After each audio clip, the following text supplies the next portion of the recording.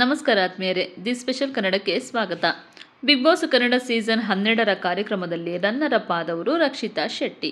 Big boss ಮನೆ ಒಳಗಡೆ ಇದ್ದಂತಹ ಟೈಮಲ್ಲಿ ತಮ್ಮ ವ್ಯಕ್ತಿತ್ವ ಮತ್ತು ಮಾತಿನ ಮೂಲಕನೇ ಇಡೀ ಕರ್ನಾಟಕ ಜನತೆಯ ಮನಸ್ಸನ್ನು ಗೆದ್ದಿದ್ರು ರಕ್ಷಿತಾ ಶೆಟ್ಟಿ ಅವರು.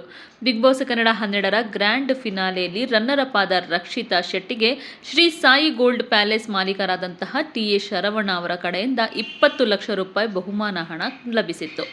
ಅಂದು ವೇದಿಕೆ ಮೇಲಿನೇ ರಕ್ಷಿತಾ ಶೆಟ್ಟಿಗೆ ಶರವಣ ಅವರು ಚೆಕ್ಕನ್ನು ಕೊಟ್ಟಿದ್ರು. ಇನ್ನೂ ಮತ್ತೊಂದು ಪ್ರಾಯೋಜಕರ ಕಡೆಯಿಂದ ರಕ್ಷಿತಾ ಶೆಟ್ಟಿಗೆ 5 ಲಕ್ಷ ರೂಪಾಯಿ ಬಹುಮಾನ ಕೂಡ ಸಿಕ್ಕಿತ್ತು. ಒಟ್ಟು 25 ಲಕ್ಷ ರೂಪಾಯಿನ ರಕ್ಷಿತಾ ಶೆಟ್ಟಿ ತಗೊಂಡಿದ್ರು. ಸೊ ಇದೀಗ ಟಿ.ಎ. ಶರವಣ ಅವರ ಕಡೆಯಿಂದ ಬಂದಂತಹ 20 ಲಕ್ಷ ರೂಪಾಯಿ ಗಿಫ್ಟ್ ವೋಚರ್ನ ರಕ್ಷಿತಾ ಶೆಟ್ಟಿ ಬಳಕೆಯನ್ನು ಮಾಡ್ಕೊಂಡಿದ್ದಾರೆ.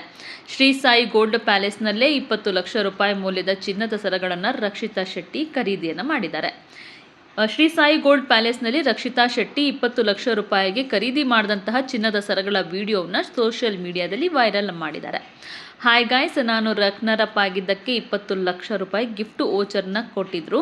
ಸೊ ಇವತ್ತು ನಾನು ಶ್ರೀ ಸಾಯಿ ಗೋಲ್ಡ್ ಪ್ಯಾಲೇಸ್ಗೆ ಬಂದಿದ್ದೀನಿ ಚಿನ್ನ ಖರೀದಿ ಮಾಡೋದಕ್ಕೆ. Thank you so much sir ಅಂತ ಹೇಳಿ ವಿಡಿಯೋದಲ್ಲಿ ತಾವು ಖರೀದಿ ಮಾಡಿದಂತಹ ಚಿನ್ನದ ಸರಗಳನ್ನು ಇಟ್ಕೊಂಡು ರಕ್ಷಿತಾ ಶೆಟ್ಟಿ ಅವರು ಹೇಳಿದ್ದಾರೆ.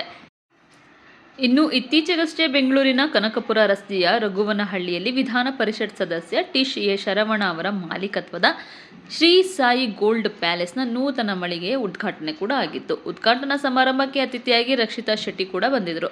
ಅದರಲ್ಲಿ ಗಿಲ್ಲಿ ನಟ ರಘು, ಅಶ್ವಿನಿ ಗೌಡ ಸೇರಿದಂತೆ ಬಿಗ್ ಬಾಸ್ ಕನ್ನಡ 12ರ ಸ್ಪರ್ಧಿಗಳು ಕೂಡ ಬಂದಿದ್ದರು.